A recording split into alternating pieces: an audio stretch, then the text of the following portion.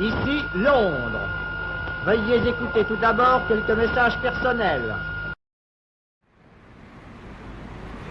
C'est donc ici qu'a été proclamé le 21 septembre 1792 pour la première fois en France la République. Dans la République, s'il faut la définir, la décliner, chacun va avoir sa manière de penser. Je crois qu'il faut aller au plus simple.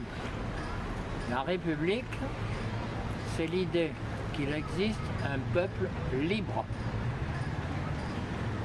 Et que ce peuple libre est donc libre de décider de son propre destin. Voilà. Donc c'est lui le souverain. Alors j'avoue que dit comme ça, on vous dira ben ça va de soi, c'est inscrit dans l'article 3 de la Constitution. Hein. Sauf que dans la pratique, il nous arrive d'avoir quelques doutes. Alors être souverain, être libre, ça veut dire quoi? Ça veut dire que on définit le droit qui régit la vie collective. Les citoyens sont membres du peuple, et donc on accepte l'idée de ce peuple, collectivité de citoyens, et que donc ce peuple est libre, donc définit le droit qui fait fonctionner la société dont il est membre. Voilà.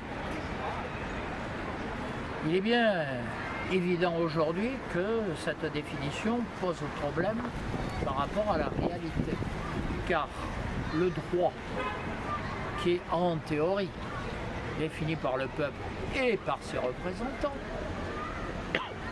se trouve confronté au fait qu'il est inférieur à des droits définis par d'autres, et en particulier au droit européen, qui est supérieur au droit national. Et donc la liberté s'efface devant un droit qui vient d'ailleurs, et la souveraineté n'est plus qu'un souvenir lointain. Donc nous sommes confrontés à cette situation, et cette situation crée de fait, et il est stupide de ne pas vouloir l'accepter, une crise institutionnelle, une crise de système, et nous ne pouvons pas continuer à faire semblant de l'ignorer.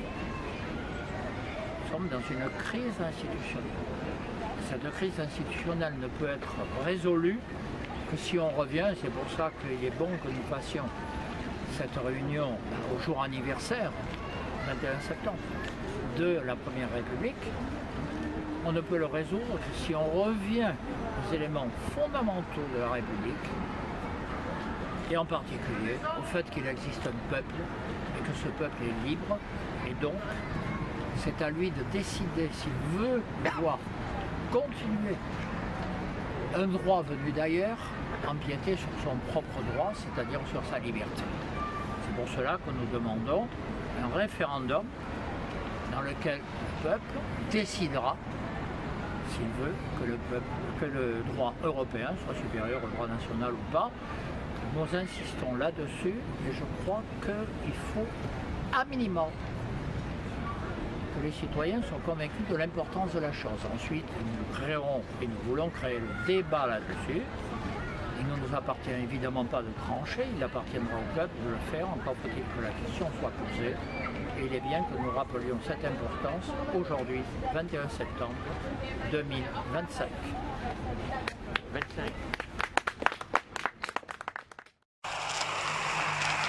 Ici, Londres. Notre 9e bulletin d'information est terminé. Honneur et patrie.